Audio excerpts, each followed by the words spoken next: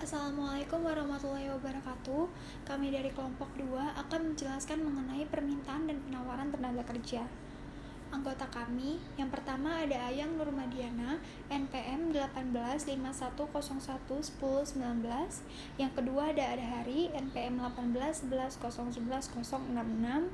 Yang ketiga ada Angga Dava, NPM 1811011024. Dan yang terakhir ada Winarsi, NPM 1811011051. Yang pertama, pasar tenaga kerja adalah jumlah permintaan dan penawaran terhadap tenaga kerja yang diperlukan untuk kepentingan kegiatan produksi. Dengan demikian, dalam pasar tenaga kerja tergantung dari luas dan sempitnya kegiatan produksi. Selain itu, pasar tenaga kerja juga dipengaruhi oleh kekuatan permintaan dan penawaran. Pasar tenaga kerja agak berbeda dari sebagian besar pasar lainnya, karena permintaan tenaga kerja merupakan permintaan turunan. Bisa dilihat di atas merupakan kurva penawaran tenaga kerja dan kurva permintaan tenaga kerja. Selanjutnya yaitu fungsi produksi. Fungsi produksi dapat menggambarkan kombinasi input dan menggambarkan teknologi yang dipakai perusahaan untuk memproduksi barang dan jasa. Untuk menyederhanakan analisa, kita membuat asumsi bahwa dalam memproduksi barang dan jasa, perusahaan memakai dua faktor produksi, yaitu jam kerja yang dicurahkan oleh tenaga kerja atau E dan kapital atau K, sehingga fungsi produksi tersebut dapat ditulis sebagai Q sama dengan F atau EK, di mana Q adalah output. Permintaan perusahaan terhadap input merupakan permintaan turunan.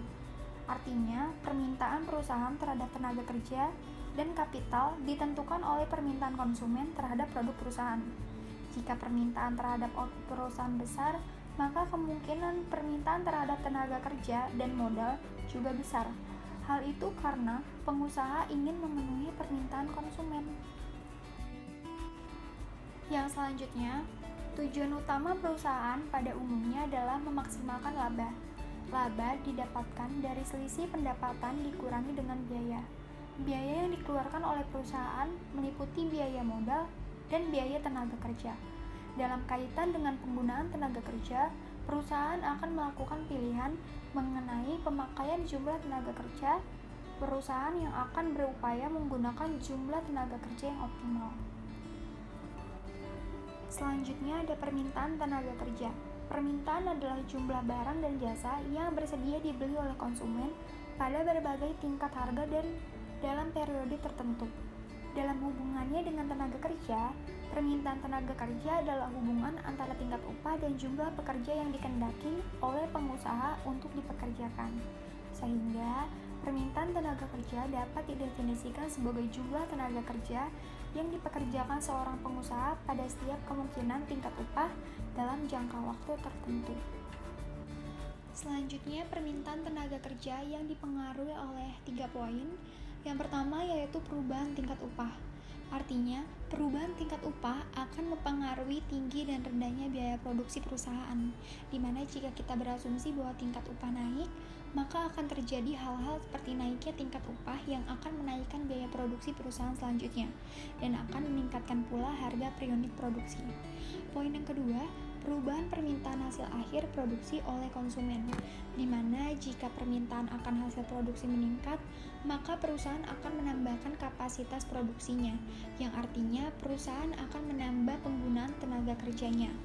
Poin yang ketiga yaitu harga barang modal turun, di mana jika harga barang modal turun, maka biaya produksi turun, maka akan mengakibatkan harga jual barang per unit akan turun pula. Yang selanjutnya ada permintaan tenaga kerja yang dibedakan dalam 2 kategori. Yang pertama yaitu permintaan tenaga kerja jangka pendek.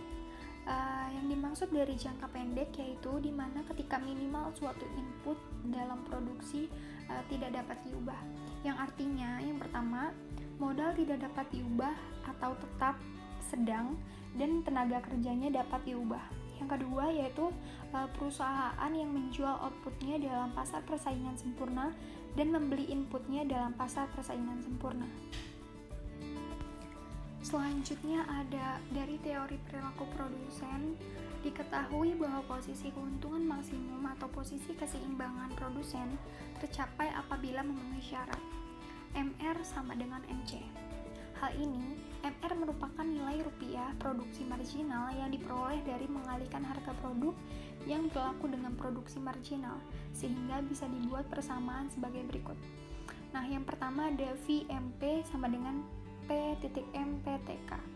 Jumlah nilai VMP menggambarkan tambahan pendapatan yang diterima oleh pengusaha apabila menambah tenaga kerja satu lagi. Yang kedua ada VMP sama dengan W. Jadi dalam rangka menambah keuntungan, pengusaha akan terus menambah jumlah karyawan selama MR lebih besar daripada W. Selanjutnya, poin terakhir yaitu permintaan tenaga kerja jangka panjang.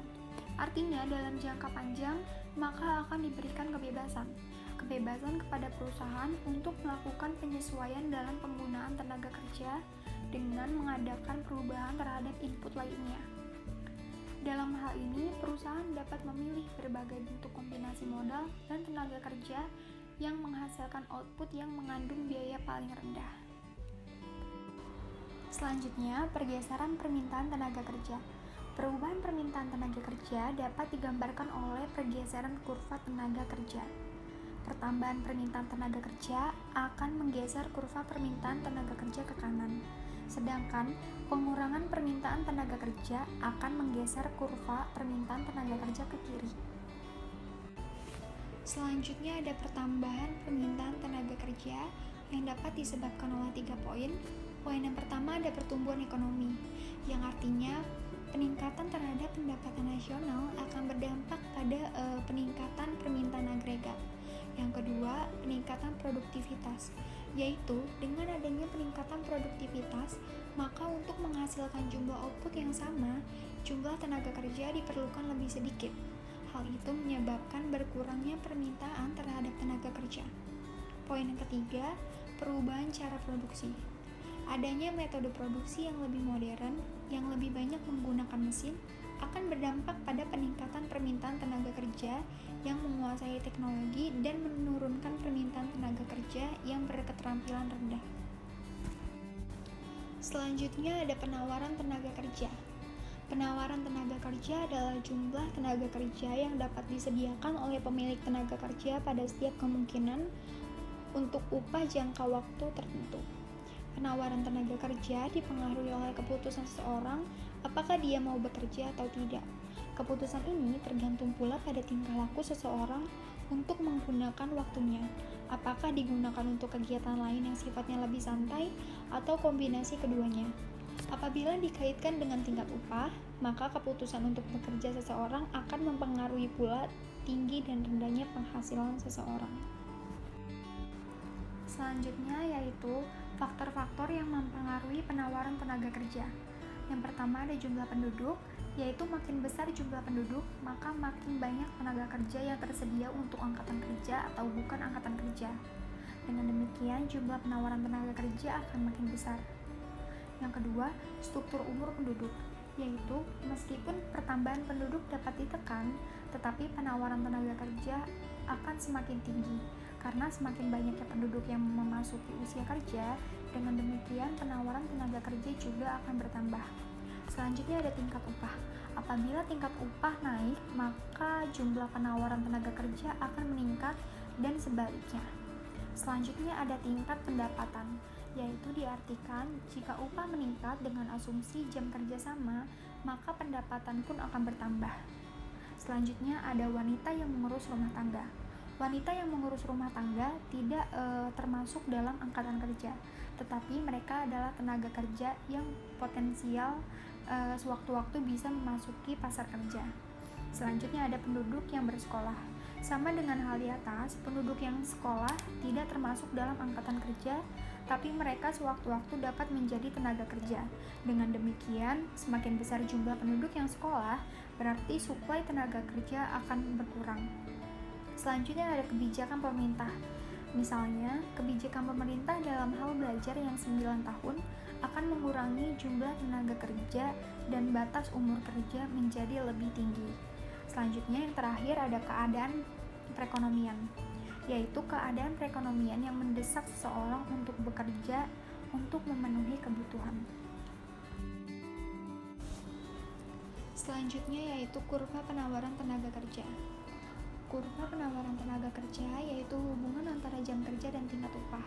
Misalkan, seseorang akan memasuki pasar jika upah yang ditawarkan melebihi dari upah reservasi. Pada tingkat upah di atas, upah reservasi yaitu kurva penawaran tenaga kerja yang memiliki slope positif sampai pada titik tertentu. Keadaan selanjutnya akan berubah jika seseorang yang kesejahteraannya sudah baik atau mempunyai suatu keahlian yang lebih dan jumlah jam kerja yang ditawarkan semakin berkurang pada saat upah meningkat, yang mengakibatkan slope kurva penawaran tenaga kerja menjadi negatif. Selanjutnya yaitu apa yang menyebabkan kurva penawaran tenaga kerja bergeser. Kurva penawaran tenaga kerja mengalami pergeseran setiap kali masyarakat mengubah jam kerja sesuai keinginan mereka pada tingkat tertentu.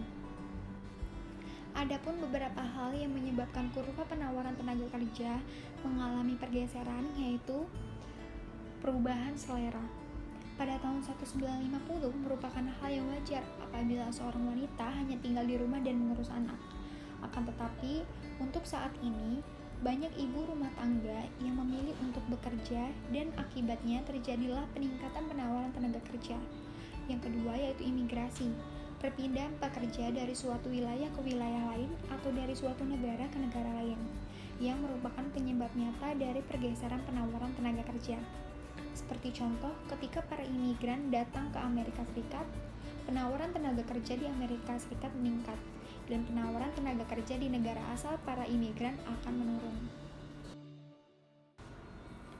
Sekian presentasi dari kelompok kami mengenai permintaan dan penawaran tenaga kerja. Bagi teman-teman yang ingin bertanya, silakan tuliskan di kolom komentar. Sekian, terima kasih. Wassalamualaikum warahmatullahi wabarakatuh.